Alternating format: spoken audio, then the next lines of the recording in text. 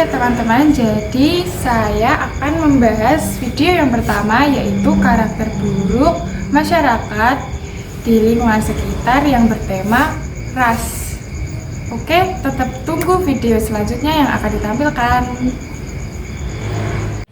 Kita jadinya kos di mana? Kalau di sini gimana? Jangan deh, harganya itu mahal loh. Iya sih. Kalau di sini gimana? Boleh tuh, bagus. Harganya juga nggak mahal-mahal amat. Ya udah, fix ya kita di situ. Iya. Kapan kita survive? Sabtu gimana? Boleh, tapi jangan sama dia ya. Dia siapa? Si A itu loh. Memangnya kenapa? Nggak suka aku, dia kan orang luar Jawa, pasti nggak asik. Jangan gitu, nggak boleh tahu ngajak orang lain. Tapi aku nggak nyaman, nanti bakal sering ketemu di kos pastinya. Justru itu biar makin akrab, kan asik punya teman luar daerah. Ya udah dah. Jadi teman-teman, sangat penting untuk kita saling menghargai satu sama lain, apalagi menghargai tentang perbedaan ras di sekitar kita. Di dunia ini, kita diciptakan dengan berbagai warna kulit, bahasa, dan budaya yang berbeda-beda. Semua itu bukan untuk diperdebatkan, melainkan untuk saling melengkapi satu sama lain. Namun, masih banyak di antara kita yang memperlakukan orang lain secara berbeda hanya karena rasnya. Misalnya, seperti di video yang tadi, menolak untuk tinggal satu kos dengan teman yang berasal dari ras lain. Sikap seperti itu adalah contoh nyata diskriminasi rasial yang seharusnya kita hindari.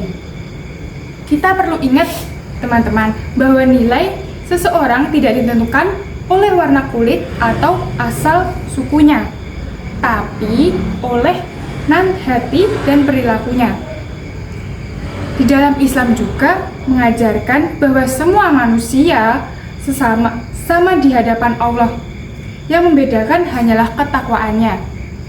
Begitu pula dalam kehidupan sosial, setiap orang berhak diperlakukan dan dihormati dan dengan adil. Mari kita biasakan untuk menghargai perbedaan, membuka hati terhadap keberagaman, dan menjalin persaudaraan tanpa batas ras maupun suku. Dengan begitu, kita turut membangun masyarakat damai, toleran, dan penuh kasih sayang.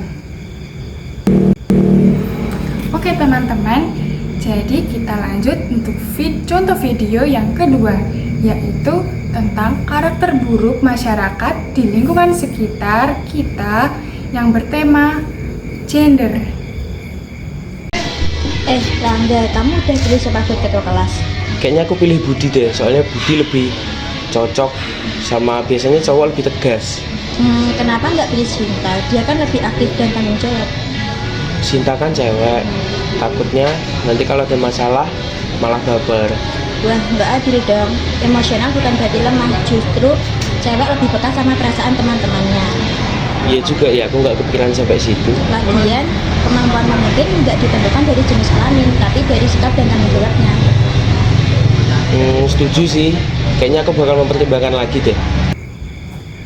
Oke teman-teman, dari video yang tadi sebelumnya, dalam kehidupan sekolah, pemilihan ketua kelas sering menjadi momen penting bagi siswa untuk belajar tentang bertanggung jawab dan kepemimpinan.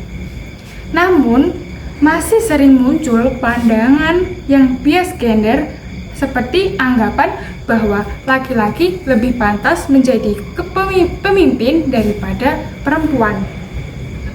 Sementara perempuan selalu dinilai terlalu emosional atau lemah. Padahal pandangan seperti itu merupakan bentuk ketidaksetaraan gender yang perlu diluruskan. Baik laki-laki maupun perempuan memiliki kemampuan yang sama untuk menjadi pemimpin asalkan mereka memiliki sikap jujur, disiplin, dan bertanggung jawab. Kepemimpinan tidak ditentukan oleh gender atau jenis kelamin, melainkan oleh kemampuan mengatur, berkomunikasi, dan memberi contoh yang baik kepada teman-teman. Jadi, dalam pemilihan ketua kelas, kita menilai calon berdasarkan kemampuan, bukan dari gender ataupun jenis kelamin. Maka, kita telah menerapkan prinsip keadilan dan kesetaraan gender. Dengan begitu, semua siswa memiliki kesempatan yang sama untuk berkembang dan berkontribusi. Mari kita menghargai potensi setiap individu tanpa membeda-bedakan laki ataupun perempuan, karena sejatinya pemimpin yang baik adalah mereka yang mampu melayani dan membawa perubahan positif bagi kelasnya, siapapun dia, tanpa memandang gender. Baik, yang contoh ketiga ada perilaku buruk karakter buruk masyarakat di lingkungan sekitar dengan tema agama.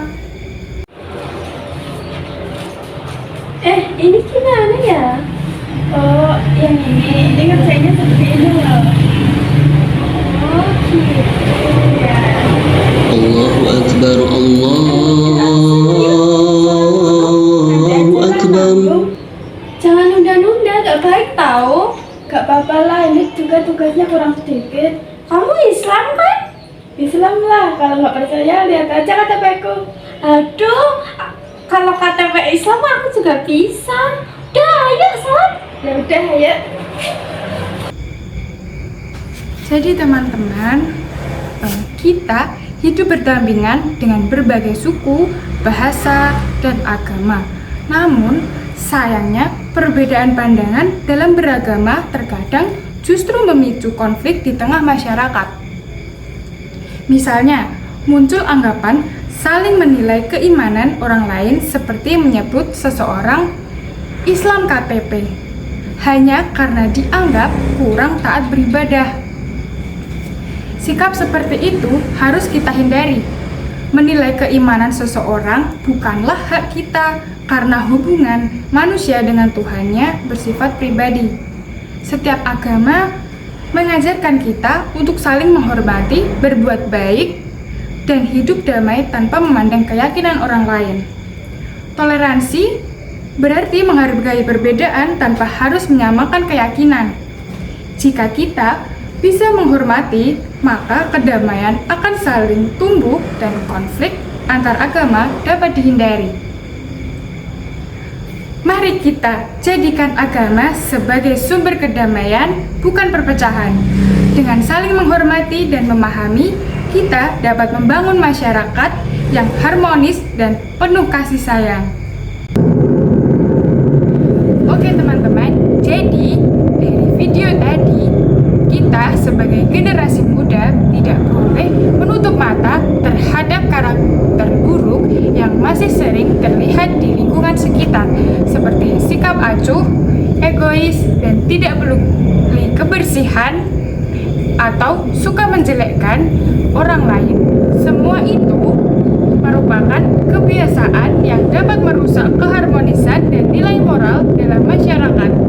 Oleh karena itu, penting bagi kita untuk terus menumbuhkan kesadaran dan memberi contoh yang baik dalam kehidupan sehari-hari. Perubahan besar selalu dimulai dari langkah kecil, dari diri sendiri. Jika setiap individu berusaha memperbaiki sikap dan menebarkan kebaikan, maka lingkungan kita yang penuh masalah akan menjadi penuh kedamaian, bersih, dan saling menghargai.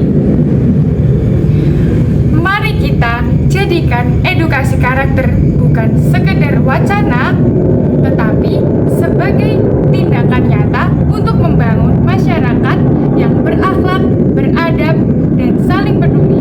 Karena perubahan lingkungan dimulai dari perubahan sikap kita sendiri.